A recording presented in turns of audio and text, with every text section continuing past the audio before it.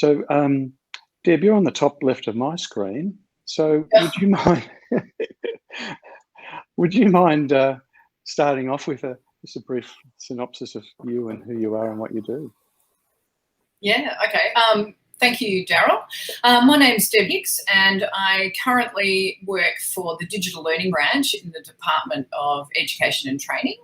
I've been there for 3 years, nearly 2 of which have been during COVID, so that's been a very interesting time for digital learning.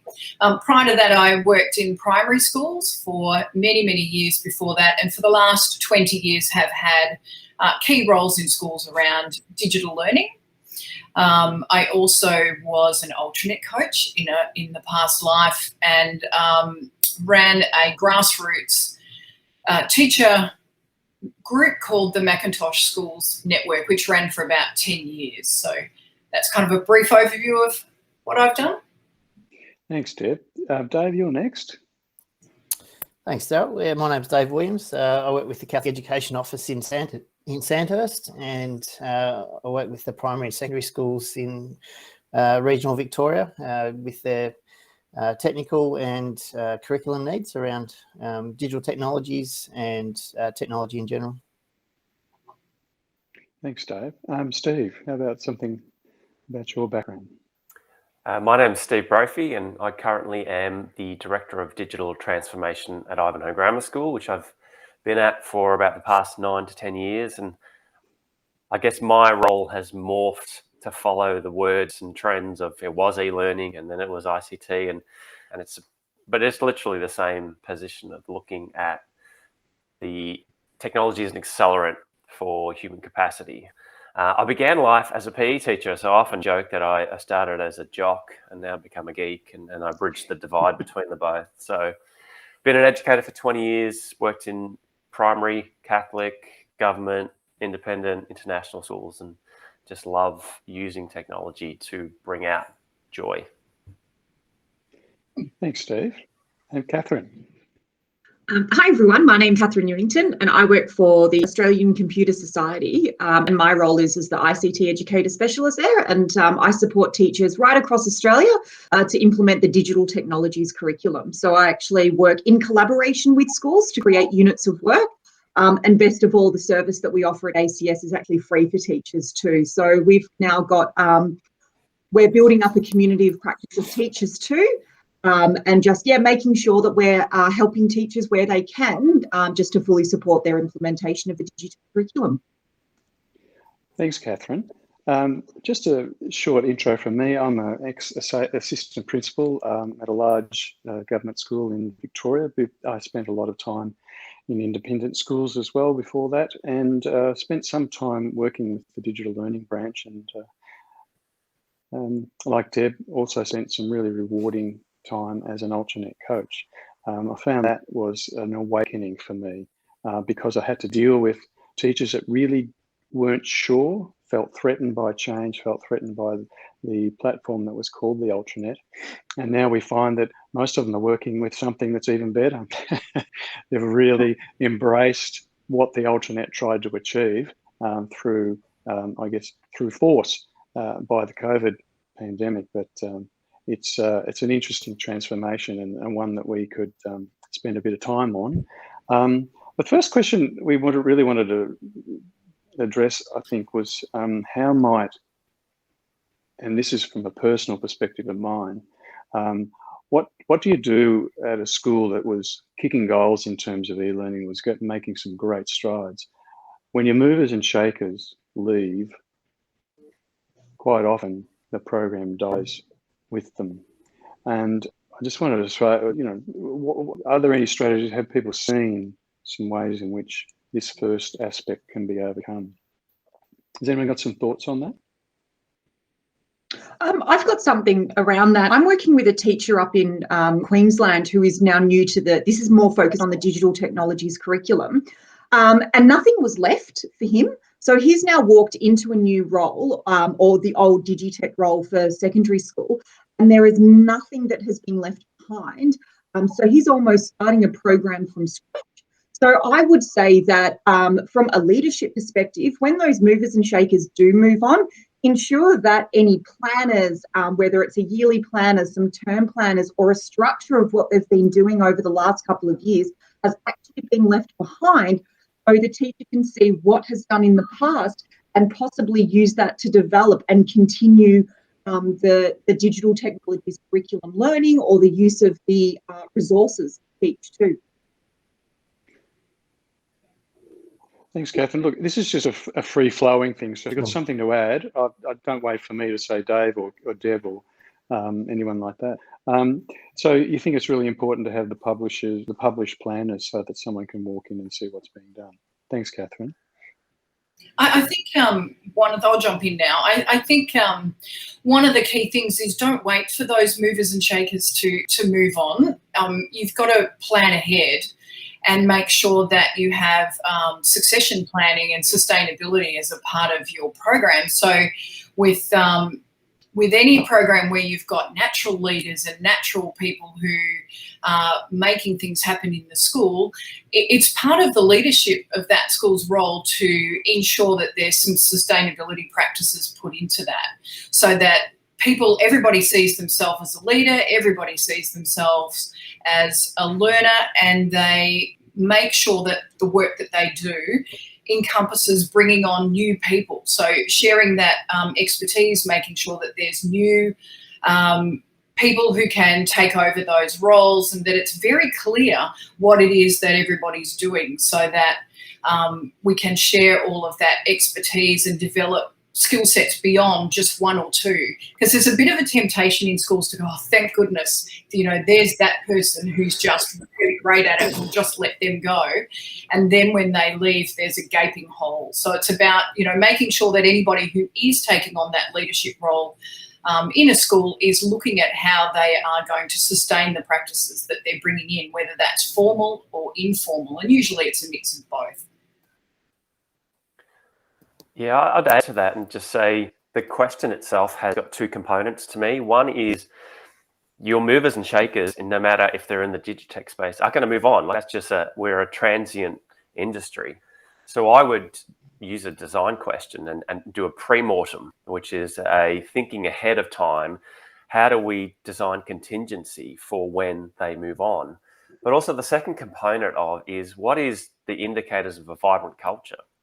Because I would look at an ecology and go, we should be able to transplant anybody into this culture if it's vibrant enough, with the right structures, the right planners, the right contingency, and they should thrive. So when you're at your peak, when it's at its most vibrant, I think that's when you start to go, well, what does it look, feel like?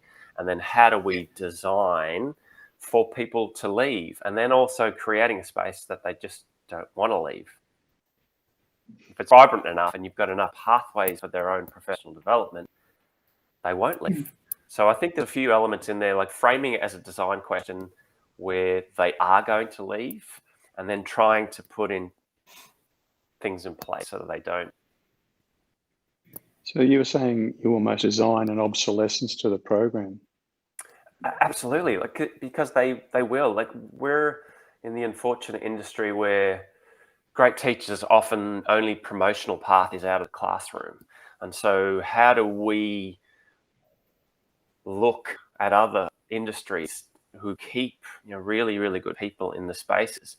But I'd also say that if it's relying on a mover and shaker, like if it's solely relying on that and you take those structural elements out and it falls over, then I would say that it's not as vibrant as you once thought.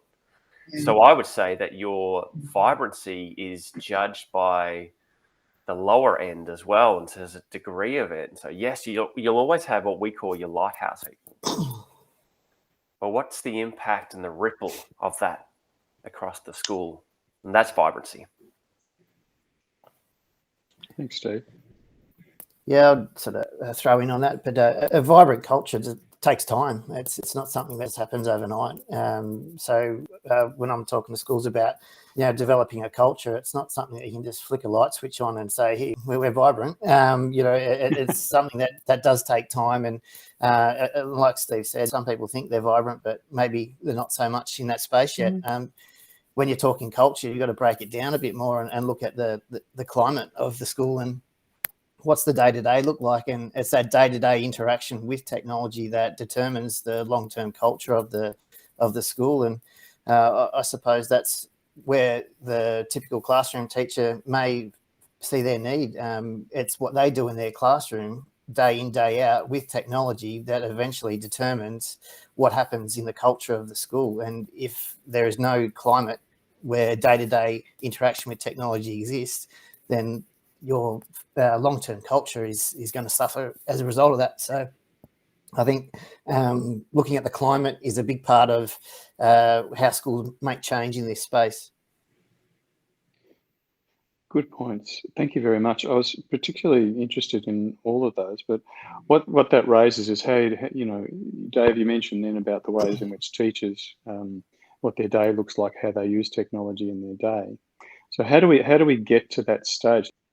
I'll pick up on this because this speaks really to the developing of that culture and the importance of having an understanding of a shared vision.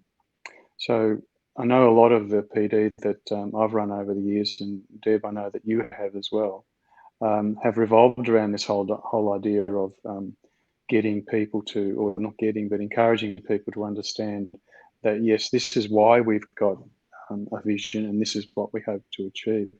Can anyone else, you know, it'd be interesting to see how that resonates with the rest of the group.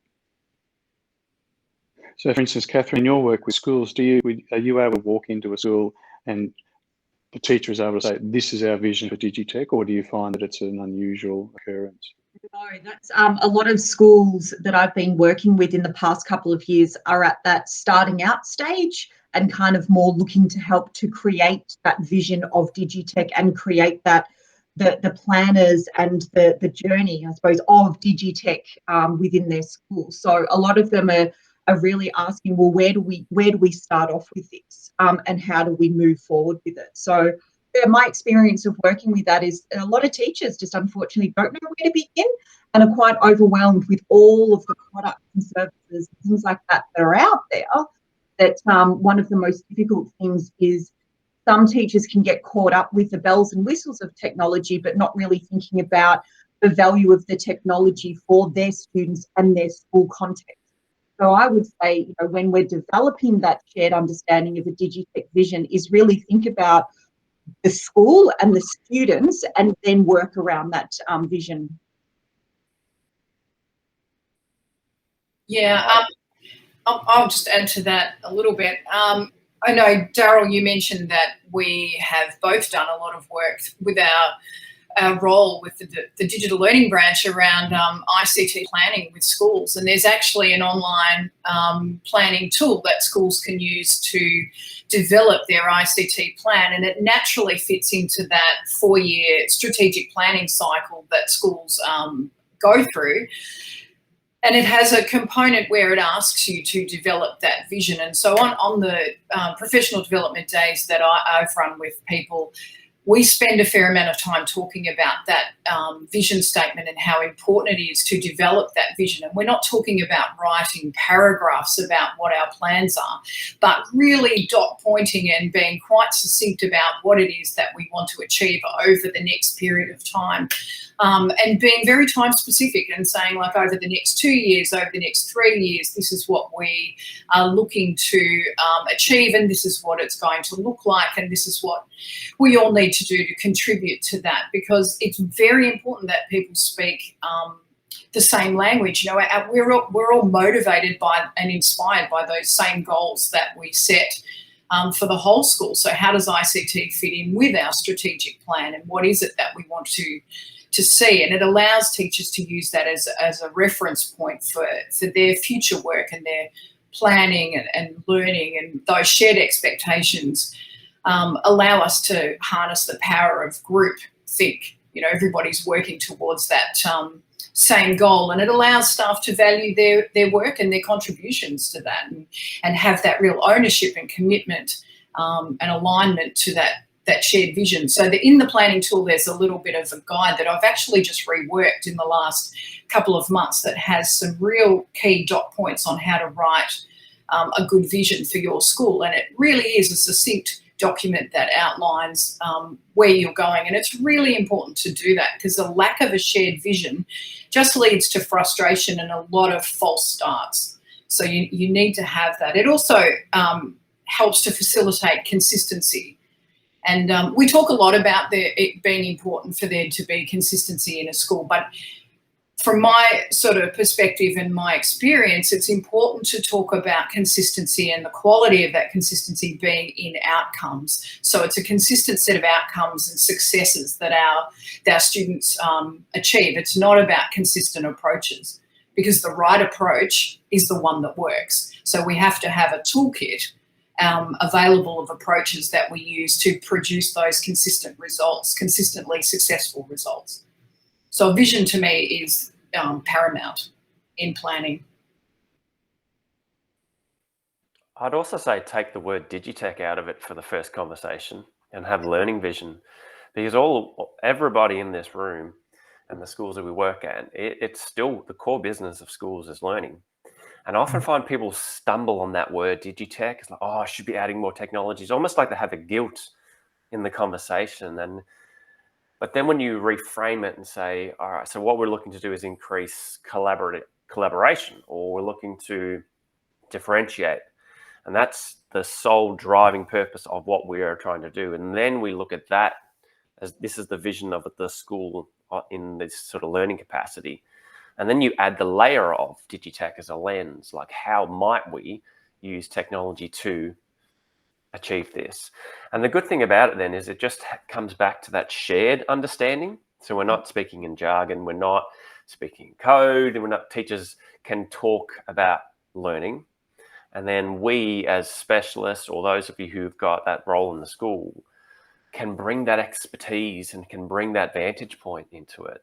So I really feel starting, like whenever I set out to do my own strategy, I take the school's vision, mission, strategy for the next X amount of years, and then I bring that expertise into it and think, okay, so how we want to look at driving staff professional learning. All right, so what are the capacities that we have already? So asynchronous, synchronous, like all of the different realms of fringe learning or just really good practice.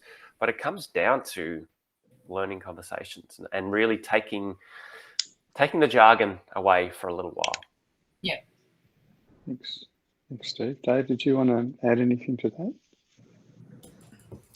Yeah, I kind of think the whole concept of the DigiTech Vision is often work that schools tend to avoid. I know when I go into schools, it's like, oh, there's guys coming to do the vision work with us, and it's kind of the work that has to be done to really align the school with whatever priorities and goals you want to achieve. But yeah, I often say it's the work that, and I'm probably guilty of that in previous roles as well, where it was time and it was effort and it was wading through the trenches to get to the other side. But in hindsight, it's the most valuable work you can do when trying to establish what you want to get out of a technology in your school. And I quite often talk to the schools about their investment in technology in the school. And once they start seeing the dollars that they're spending and the return on their investment that they are getting or not getting as a result of that spend, it's quite compelling. And they quite look at it and go, well, gee, we've just spent a significant amount of our global budget on technology, yet we're not getting the outcomes that we're putting into it. And once you start talking those kind of conversations, schools start to want to look at this issue of developing a vision and bringing people on board, creating a team and having measurable goals around what they want to achieve. It kind of starts making more sense to them. And yeah, I think that shared understanding and a vision is absolutely crucial. If you do want to change the climate, that day to day, people need to know what you're on about, and they need to know what journey they're on when it comes to teaching and learning. And I suppose if you're not, shouting that from the rooftop, then schools are just going to ignore it or move on, and people are going to go their own path. And I suppose that's when you don't get that culture, that vibrant culture that we talked about earlier. It's really something that grows over a period of time. Yeah, I think you're right there, Dave. And thanks for all the comments there. One of the things that I remember is a nice infographic that sort of has two columns, and one is what do you want to achieve with tech, and it's got wrong answers, right answers, and the wrong answers is use Prezzies, but the right answer is encourage collaboration. So I think, Steve, and it goes down and says, other sorts of technological tools you can use, but really the right answer is collaboration and communication and all those sort of other strategies you want to achieve, rather than the tech tools that you can use. So to bring, I know that in previous roles, and I know all of your roles involve working with teachers in a professional learning capacity. How important do you think it is to develop staff professional learning, to have it as a goal for each staff member? Where do you see professional learning, or do you think we're beyond that now? We've been doing this for what, 20 years? Surely people know how to do it by now. 30, Deb said, quite a long time. How do you see it still playing out in your fields? I think the word that comes to mind is aliveness. Like if you think of thriving culture, if you haven't got staff professionally growing, then there's a staleness to it. And I feel that it's an expectation that in a learning culture that you model learning. And so what role does it play? I think it is the most crucial element. Personally, I can't be in a school where I don't see my personal professional growth being harnessed. I want to be pushed and pressed and to grow. And so there's no cap on it. And so I think that the challenge is when we are in schools for extended periods of time, there can be a sameness to it. There's often, you've kind of got best practice in place. And so the challenge then becomes, how do you reinvigorate and how do you keep the aliveness in learning? And I know that just the silver lining with COVID is that we've had certain staff members who would see me coming and run the other way, and now some of my biggest champions. And even because they've kind of crossed like a tipping point, a threshold. And that's the silver lining of COVID, that you just couldn't avoid it. But what it did is it brought an aliveness back to the learning for them. It's like, oh yeah, and then I could do this, this, and this. And I say that we're at the tipping point of like massive change in education, because we have these beautiful like pedagogues, these craftsmen and women who have now just added a string to their bow that's just opened up this whole world of possibilities. And it's endless now. So seeing the creative expression from them came from professional learning. And some of them walked into the office and said, I'm retiring because I can't do this thing. And with support, they just bloomed and blossomed. And that's where the vibrancy comes back into the culture. When I think of professional learning and the role that it plays within staff, I think of the importance of whole staff professional learning, especially when you're looking at something like DigiTech. I know my previous school went from the model of taking one or two people out and going on outside of the school to having presenters come into the school and talk to the whole staff at one time. And I think that whole staff professional development, especially when you're looking at something like using technology, is really important, because every single person in that room hears the same message at the same time. And, going back to that original conversation that we talked about, what happens when that one person goes? Well, if that one person has had that own professional development for the last 2 years, then that knowledge also goes with them. So that whole school professional learning allows everyone, as I said, to learn at the same time and build and grow together too. One of the things that I do when I run a professional learning development with teachers and schools is I leave that last little segment for teachers to actually plan and move ahead and implement what they've learned in that whole day. And I found it's the most joy when I've been able to give those staff members time to talk to each other, but create a game plan of where to move forward with the rest of their from their learning, and how they're going to change and adapt their planners. And you can see it, immediate changes, or them even identifying that they're going to do something new in term 3 or term 4. So that whole school staff development for me is vital. Absolutely. And I think actually to add on to that, because opportunities in schools for whole staff professional learning is at a peak premium for, everybody's got dibs on what they're going to do at a staff meeting. So absolutely we need to dedicate regular sessions for whole staff to work on something together that's come out of their ICT plan. But we don't want to undervalue that professional learning is something that happens every day. And we should be providing opportunities and looking at the informal ways in which people can professionally grow during the day. And I think the most successful strategy I've been a part of has been coaching and co-teaching. So, teachers who've had opportunities to team teach for a year with somebody who's really good around the embedding of ICT across the curriculum, that's the best professional learning they're ever going to get. And although the opportunity for that is not always there, we do and can make opportunities all the time for people to co-teach and to work together. And so you've got two teachers or a couple of teachers working with groups of students regularly on things that involve the embedding of ICT. And I think that's really important. I think it's that coaching program is the best way, that peer teaching that I've seen in my work experience. And there's also a whole lot of little things that you can do, making sure that professional learning is always on the agenda. And actually on Fuse, which is the department's repository for resources, there's a poster on Fuse called the PL Strategies poster.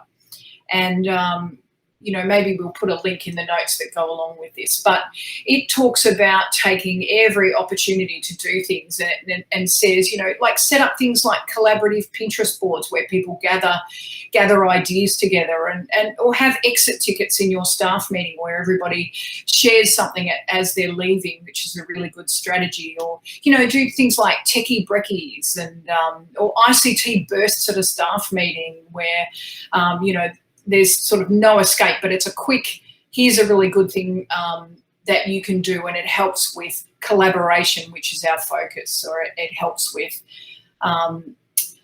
reading or whatever it is that you're trying to focus on. I think it's really, one of the things I used to do was put a really good resource, either a bit of research or a strategy or something in my email signature, which went out, and I changed it every week so that people got this quick, here's a quick thing. Encourage people to get onto Twitter and join the professional learning networks and follow the hashtags. There are fabulous ideas, and I've seen so much good support during the pandemic for teachers via the Vic PLN, Aussie Ed, EdChat hashtags. There's been some great support that way. So, even down to putting ideas and posters on the back of the toilet door. So when we're actually back at school, there's a quick idea that you can put in place when you're there, like take every opportunity. But make sure that your meetings highlight and showcase the use of ICT in the content. So it doesn't matter if you're doing anaphylaxis or you're talking about the swimming program. Let's see that, ICT being used to capture brainstorming from teachers or to present that content. Like every opportunity, let's make sure that ICT is playing a positive, transformative role in that, so that PD is ongoing and professional learning is just the way we work. Thanks, Deb. I recall in my role as a leading teacher in ICT at a school, running techie breakfast was the loneliest job I have ever had. No amount of muffins would get them there. Nathan, that one's not going to will not make the cut. Okay. I don't know. It must have been the eggs I was cooking or something. Yeah, you go with what works at school. Different things work at different schools with different people. You've got to mix it up. No, and your suggestions were terrific there. Thank you. I just had a couple of things to add to that, if you don't mind. Yeah, I had this concept of the professional learning. Everyone wants a slice of the pie when it comes to those meeting allocations, and trying to fit them all in is a real challenge in schools, and especially in the role that I have, visiting schools and providing that professional learning. I'm kind of seeing the whole school staff meeting change, and where you're delivering that same content to all staff. You wouldn't teach necessarily kids the same way. When you go into a classroom, would you expect all students to receive the same content? And obviously you're going to get various levels of engagement and interest and understanding. And I'm kind of taking that same approach into staff meetings, because you treat them as exactly like you would a student. There is various levels of engagement, interest, and understanding of the content. And quite often in a whole school staff meeting, those teachers who have a lower understanding or haven't got an interest towards technology aren't as willing to engage, or aren't as willing to sort of be vulnerable in that space against their peers who are, I suppose, either thriving or really flourishing in this space. So I'm kind of looking at now where we create more tailored, customised professional learning experiences for teachers of various levels, and teachers need to see the purpose of that. So if you're going into a whole school staff meeting and it only applies to 1/3 of the staff, then of course you're getting people who aren't really interested in the content that you're presenting. So making the most of things like PLTs and getting staff in their groups that they're working in, and delivering content to the age that they're teaching is, I feel, is a really great way to get improvement, because they can see it within their age group that they're teaching, but also it makes a connection to what they need to do in their classroom. And people are generally open up more and are willing to learn more when they can see the relevance to what they need to do in their classroom, rather than what's happening in the opposite end of the school. They kind of lose interest pretty quick, which is just the reality of how people work in schools. Thank you. Look, just to synthesize that, I think it was very interesting to start off with your comment there, Steve, about the aliveness of the learning and making sure that, that it's all based around making it of an interest to invigorate the learning that ICT can bring. And again, Deb, thanks for all those terrific little tips and hints. And the whole school, but the focus on point of need of those teachers is, I'd say, what the coaching brings to the role, what you as a coach brings to that individual teacher. Yeah. And Dave, you were sort of looking at that sort of idea as well. Yeah, I suppose that differentiated learning, you do that for your students. Why wouldn't you do it for your teachers? I think that's, staff are looking for on-demand learning at the moment. Like the Netflix of professional learning is exactly where they're what they're looking for. And those who are motivated, those who want to innovate and create and really excel themselves in their career, they're looking for that professional learning. And if it's out there, whether it's via Twitter or via any other forum, they're on it. And it's how you inspire that through the culture that you develop in the school, that you bring other staff to want to do those things as well. And thanks, Steve, for reminding us that COVID did have has got an ongoing silver lining, and hopefully when we're back at schools, they stop running away from you. Look, I think we've probably dealt a little bit with this. I mean, Steve, you mentioned before around, staff running away from you and trying to provide a point of need for each of those. But have there been any particular strategies you found in bringing those reluctant teachers along? I mean, you can put it into their professional development plans. You can, you can incentivize through the use of it in a plan, or you can make it something a burden that they have to get through. But what sort of strategies have worked for you in that area? I mean, I've got a picture in my mind of that teacher I'm thinking of. Yeah, it was a prep teacher. who was nearing the end of their role in teaching and just did not want to engage with anything to do with computers, and found the whole notion of kids with an iPad horrendous. Yeah, I worked with a teacher when I was in the as a classroom teacher, and my next door neighbour was very reluctant to use ICT, and here I was wanting to try everything and anything. And any suggestions that I would bring to the planning sessions were always knocked back. But, you know, me being the person that I am, I was like determined to use these. So the way that I went around them was I said, let me try this idea first in my class, and then I can work out how to actually roll it out in the classroom, the pros and cons, and evaluate whether it's valuable for us to use as a tool and as a lesson idea. And I can come back to you and let you know how I went. And they liked that strategy because they kind of, at that moment, they didn't have to do anything with the technology.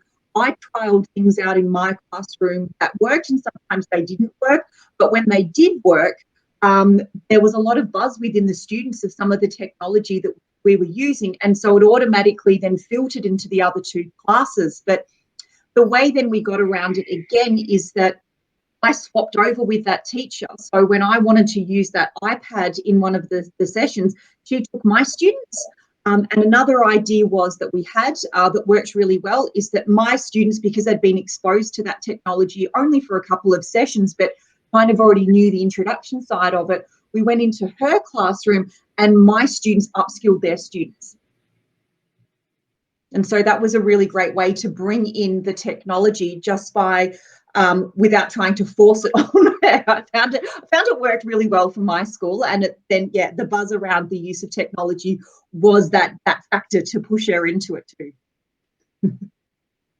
So that try before you buy, that's almost a try before you buy or try before you sell it on to somebody.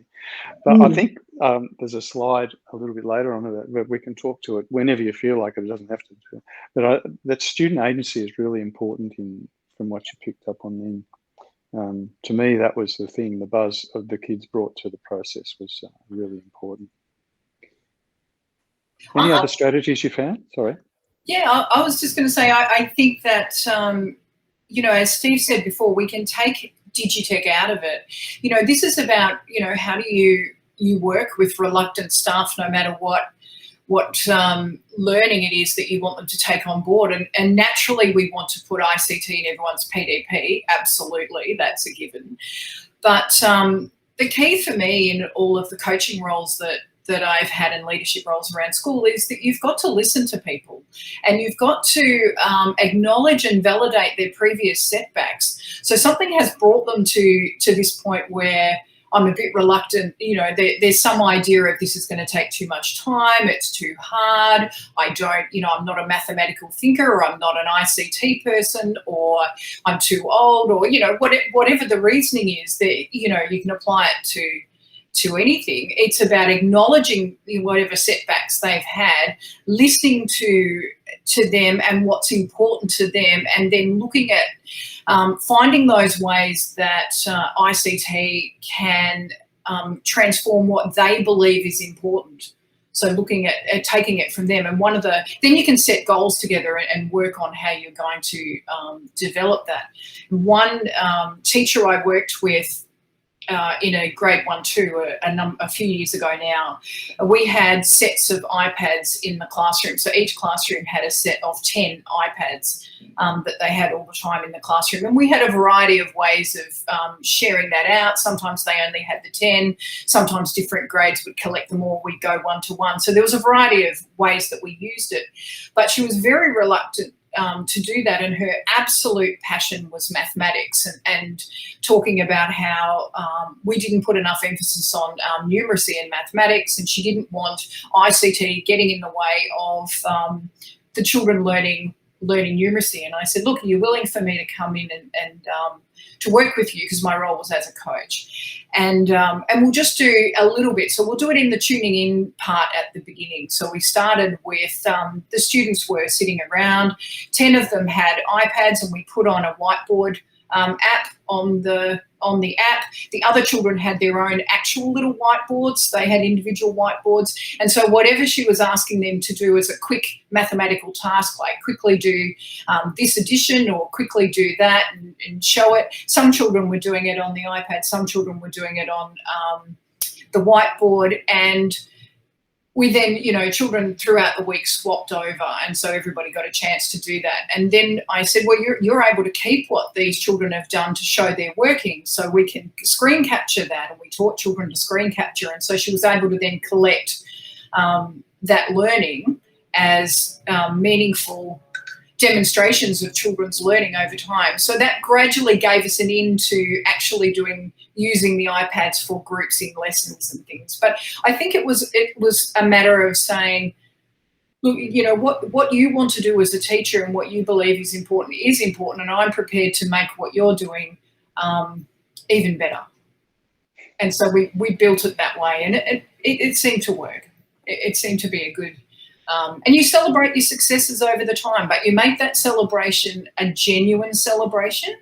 You know, we often hear people talking about, oh yes, we're going to have, this is our staff meeting, which is a celebration of success. And that's a good thing, but you celebrate the small wins just with a, hey, wasn't that great? You know, let's go and get a coffee and a Tim Tam or something, you know, and you make it a really genuine thing. You don't get out champagne and balloons because someone learnt to put an image into Word. You know, you make it proportionate and genuine in that that feedback. I think listening to people is the key, and responding to their needs just in time. I totally agree, Deb. What's at the heart of the reluctance? And sometimes it's a philosophical debate. Sometimes it's I have tried this in the past and it hasn't worked. But rapport, I would even switch out what strategies work for reluctant staff, students. That doesn't matter. Like they're the same thing, and they're all human beings, and it's about building relationships, building rapport with them, deep listening. And then I always, whenever somebody has a huge reluctance, I meet them where they're at. I'll come into your classroom, I'll work with you, I'll teach it for you. What can I do to make it easier? And I will do that continually until you feel comfortable. And even if they don't stick with it, the next time they come in, there's a less of a reluctance. And so over time, we've just built a relationship of trust. And it's not trying to coerce them, but it's just saying, hey, as we move lanes, that's the hardest part of education. The transformation is transition between form. And so let me help you. And I'll just be the road crew for you. I'll be a cheer squad. I'll do some of the legwork. But at the heart of it, I'll just listen to you. And that in itself, just being heard and being recognized, is enough for people to give it a crack, in my experience. Yeah, I kind of think when you think reluctance, it's people not wanting to do something because of prior bad experiences, and in particularly in technology, those prior experiences that have had a negative influence on these teachers are what could be addressed in this situation. So, you know, removing as many points of failure when it comes to teaching with technology is something that could be looked at from a technical perspective, or an environmental scan of the school as to what is causing this reluctance with teachers and technology. You know, is it Wi-Fi, or is it we need 10 passwords to log into something that I forget every time and I have to reset my password? How can you simplify the process for staff to access the technology so every time they do access it, it's not a burden or a barrier for them to teach their class? So yeah, I would say looking at the causes of the reluctance and addressing them, and trying to simplify that as much as possible. And yeah, I think that could be a really big part of it. And I suppose having that vision lessens the reluctance on people, because they know the pathway that the school's on, so they jump on board. I think we've had a real unanimity of views there. It's all about listening carefully, identifying where the reluctance began. You know, what is it that causes the issue? So was it a previous bad experience? Is it the complexity of the task that they were expecting? And just being able to sit down with the staff member and really finding out and nutting out exactly what it is that's causing this reluctance would be the takeaways from that. That's terrific. All right, I think we touched on this before, but I think one of the really important processes in creating a vibrant culture is actually having students. Deb, you sort of mentioned that some of the learning and bringing the work that you've done with other students, or was it Catherine? Sorry, it might have been Catherine. Bringing the excitement that the students felt from your work into somebody else's class was really, really important. So what is it? I know that at school that I worked at, one of the really vital parts of the process was actually getting the kids on board, and they essentially wrote the cyber safety policy. They came up with a whole range of fantastic activities that involved the whole school. They made little little dolls and anime figures, and each of those anime figures had a particular role to play in the cyber safety program at the school. But it was student directed, student run, and it was a really highly successful program. So where have you seen, or what do you see students as achieving as part of the culture of DigiTech in your schools? We've run student teach meets before where, and this is to reach into the reluctance, because teachers are different when students are presenting, and they operate differently, and they, in a way, they just get into teacher mode and they forget, because if they see me, they often go, oh, he's going to talk about X, and that may put up barriers. So student teach meets, texpos, student voice is a huge component of that, and so consistently having the students, surveying students, and then utilizing that feedback. So when I started at my previous role in the school, I surveyed students, and I used every piece of that to drive the strategy for improving the performance. And we did a net promoter score, and we were worse than Qantas. Qantas is lowest. And I just used what the kids suggested as ways to improve it. Here are the pain points. And so that was how to sort of improve the service offering that we have. But I always find that there's just an aliveness the students bring. And there's a willingness to just have a go at things. And they're not afraid to make mistakes, and they're not afraid to have 1,000 goes at this particular line of code. And I feel like that lesson for teachers is just really powerful. So they're just some of the ways we've done it at my school. Just that whole concept of that reluctant teacher with students who are really good with technology. Kind of, I see that partnership in a lot of schools where you have a reluctant teacher with technology, and you have super keen kids who just want to try everything and do everything. And quite often that is great, great for the kids to really excel and be leaders and all that sort of stuff. But I also feel like that can have a really negative impact sometimes on the school, because we talk about, how those teachers are cycling out of the school who are your vibrant teachers. You've got those vibrant students cycling out of the school as well. And it just leaves that reluctant teacher in the school leading the technology, which I feel sometimes can have a real long-term effect on just a stagnant in the school, where you're just waiting for these good kids to keep coming through the school, and they're going to be the ones who are going to lead the technology program.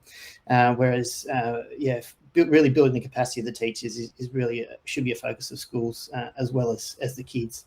And where else do you see a year 10 teacher in maths or science handing over the reins of the class to their kids to teach?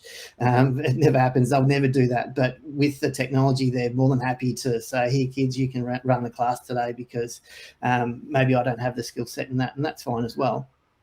But it's really showing that the inadequacy sometimes when it comes to teaching with technology. And I suppose that's something that moving forward, school and teachers really need to address. Yeah, it's not often that a teacher of revolutions, history of revolutions, would be able to say that their students would know a lot more about revolutions or the French Revolution than they do. And yet we put our teachers into a position of vulnerability every day in the classroom with technology, because they know in many, many, many cases, many of the students will know more about what they're doing with that technological tool than they do themselves. So it's like, I understand the reluctance is sometimes to do with the vulnerability that the teachers would experience. But any other thoughts on students there? Debbie, we're going to mention something.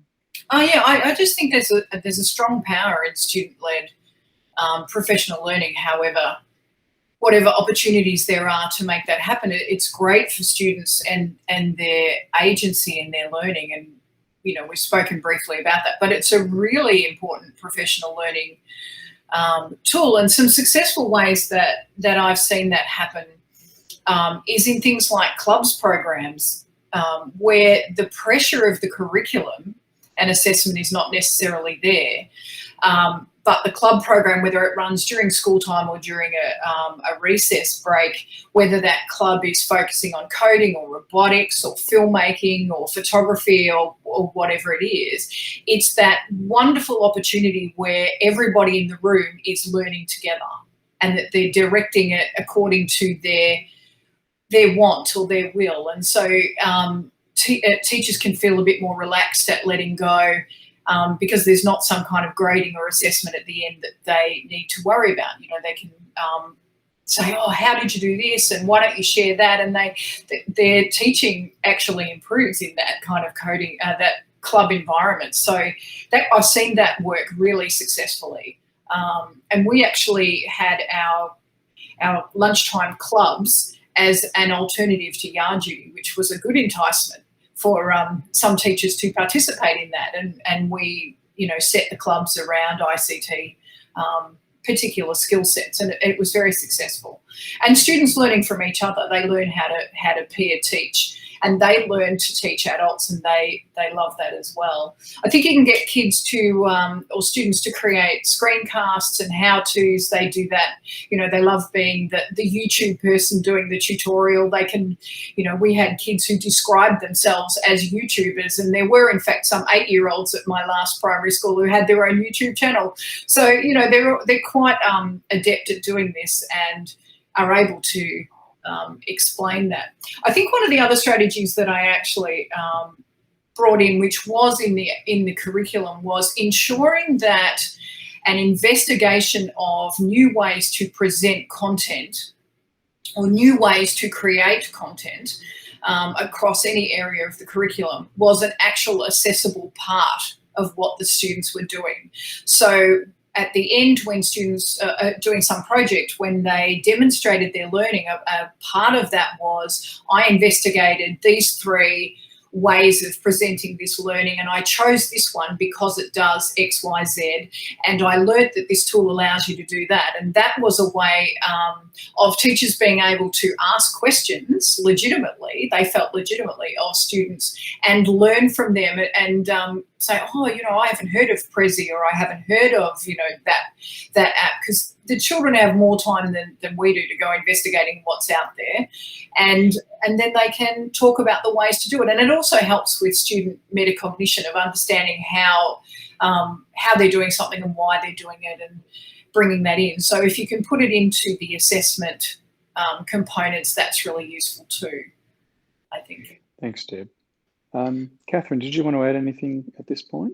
Yeah, I would always just say, regardless of how old your students are, don't underestimate their ability with the technology too. And when you're a teacher in the classroom and you're introducing technology, there will be students in there that can support you too. So I always say that, you know, you're the teacher in the classroom. Your expertise is on the pedagogy, not the skills that are related to the technology. So a lot of teachers I found that are reluctant to introduce DigiTech and technologies is because they don't understand the whole entire workings out of the technology. But I would say, but you're not the expert of the technology. You're the expert as the teacher and the pedagogy. If you focus on that, your students will be able to support you. And that's exactly what happened in my class. And these were grade 1s and 2 students too. So these weren't higher up. These were, you know, our 7 and 8-year-olds that were able to get their head around the skill set that's within the iPad and the apps that they use, which then flourished the work that they created for me. Thanks, Catherine. Look, I know it's not part of the actual discussion here, but you sound like you're almost introducing the TPAC model there. Teachers, experts in pedagogy, experts in content. Yeah. I'd actually just started doing that at uni when I was in the classroom, and that transformed my teaching too. Yeah. Well, thank you very much for all your comments. And just look, I'm really appreciative of your time and discussion today. It's been terrific. It's great to have the range of experiences and the range of people that we've had here today.